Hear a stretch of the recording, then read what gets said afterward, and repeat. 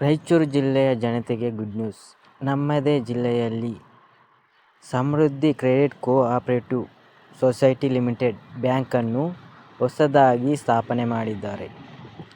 ಕೋಲಾರ ಜಿಲ್ಲೆಯ ಮುಳಬಾಗಿಲು ವಿಧಾನಸೌಧ ಕ್ಷೇತ್ರದ ಶಾಸಕರಾದ ಶ್ರೀ ಮಂಜುನಾಥ್ ವಿ. ಅವರು ರಾಯಚೂರು ಜಿಲ್ಲೆಯಲ್ಲಿ ಹೊಸ ಬ್ರಾಂಚನ್ನು ಓಪನ್ ಮಾಡಿದ್ದಾರೆ. ಈ ಬ್ಯಾಂಕ್ನಲ್ಲಿ 3 ರೀತಿಯ ಉಳಿತಾಯಗಳನ್ನು ಹೊಂದಿದೆ. ಮೊದಲನೆಯದು ಆರ್.ಡಿ.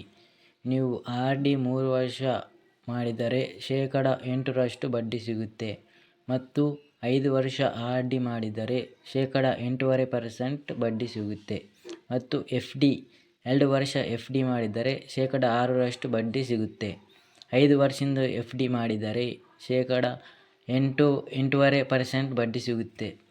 7 ವರ್ಷದಿಂದ ಎಫ್.ಡಿ. ಮಾಡಿದರೆ ಶೇಕಡ 10.5% ಬಡ್ಡಿ ಸಿಗುತ್ತೆ. ಮಂತ್ಲಿ ಇಂಟ್ರೆಸ್ಟ್ ಪ್ಲಾನ್ ಆಯ್ಕೆ ಮಾಡಿಕೊಂಡರೆ ಮೊದಲನೇ ಸಲ 10,000 ರೂಪಾಯಿ ಇನ್ವೆಸ್ಟ್ಮೆಂಟ್ ಮಾಡಿದರೆ 3 ವರ್ಷಕ್ಕೆ ಶೇಕಡ 9% ಬಡ್ಡಿ ಸಿಗುತ್ತೆ. ಪ್ರತಿ ತಿಂಗಳು 75 ರೂಪಾಯಿ ಖಾತೆಗೆ ಜಮಾ ಆಗುತ್ತೆ. ಮತ್ತು 7 ವರ್ಷದ್ದು ಆಯ್ಕೆ ಮಾಡಿಕೊಂಡಿದ್ದರೆ ಶೇಕಡ 11% ಬಡ್ಡಿ ಸಿಗುತ್ತೆ.